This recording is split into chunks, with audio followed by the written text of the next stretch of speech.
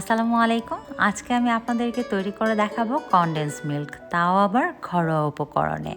আর condense milk কিন্তু এখন বিভিন্ন ধরনের ডেজার্টে ব্যবহার করা হয়, আর যারা চা প্রেমী রয়েছেন তাদের জন্য তো কথাই নেই। তাহলে চলুন আজকের রেসিপিটি শুরু করা যাক। প্রথমেই আমি 2 কাপ পরিমাণে গরুর দুধ নিয়েছি। এখানে আমি ফ্রেশ দুধ নিয়েছি। এরপর এখানে 1 কাপ পরিমাণে চিনি ব্যবহার করছি। যারা গুঁড়া দুধ দিয়ে তৈরি করতে চাচ্ছেন তারা অবশ্যই ফুল ক্রিম মিল্ক নেবেন, তাহলেই হবে। এরপর ভালোভাবে আমি মিশিয়ে নিচ্ছি। আর চুলাটা কিন্তু অন করাই রয়েছে। এরপর ভালোভাবে মিশানোর পরে যখন দুধের মধ্যে এভাবে বলক চলে আসবে, চিনিটা যখন গলে যাবে দুধের সাথে মিশ্রিত হয়ে, তখন আপনি চুলার আঁচটাকে মিডিয়ামে করে দিবেন। এরপর আপনাকে আস্তে আস্তে অনবরত নেড়ে যেতে হবে।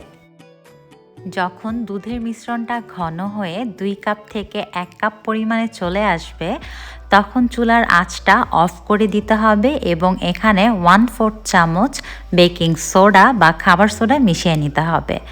আপনারা এখানে 1/4 চামচ নয়তো 4 চিমটি পরিমাণে বেকিং সোডা দিয়ে দিবেন।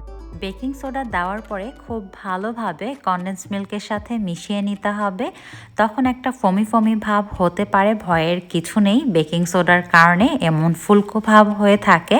এটা যখন নাড়তে থাকবেন হালকা ঠান্ডা হয়ে যাবে, তখন এমনিতেই এটা ঠিক হয়ে যাবে। তখন দেখবেন এই ফমি ফমি ভাবটা একেবারেই চলে গিয়েছে। এরপর আমি এটা ঠান্ডা হওয়ার জন্য রেখে দিচ্ছি। ফিরে আসছি ঠান্ডা হওয়ার পরে। এই যে দেখুন, একেবারে আমার কনডেন্স মিল্ক তৈরি। আপনারা এই কনডেন্স মিল্ক প্রায় 7 দিন পর্যন্ত ভালো রাখতে পারেন কোনো এয়ারটাইট বক্সে ভরে, নয়তো কোনো এয়ারটাইট বয়মে ভরে নর্মাল ফ্রিজে।